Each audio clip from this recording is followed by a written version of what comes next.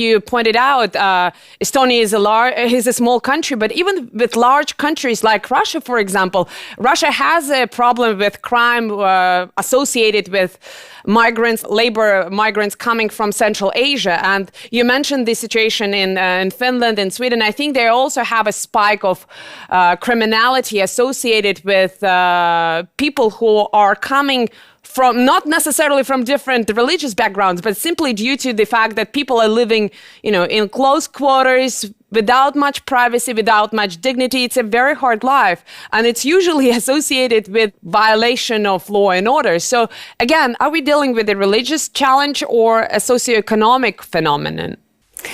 I would say that there are very different aspects. Of course, one part of those people who are coming to Europe, they are really refugees. They need help and aid because there are wars around in Syria and in some African countries.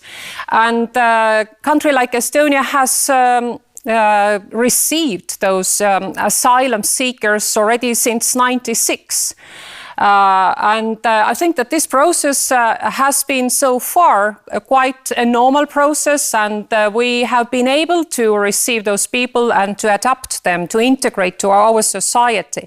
But what we see now since this year, this is totally different situation. And this is not only the economic or social question that so many thousands, millions, even people don't know, in European leaders even don't know right now how many new incomers, these new people came from Africa, from Arab countries. If this is not stopped, then this will be very soon the big question of really political question of religion, of Islam, and the Islam invasion to Europe. And many Islam leaders, they even don't deny that this is their aim, to Islamize Europe over some decades. And if we don't say so directly here today, if we don't address this issue, then maybe some years later it will be simply too late.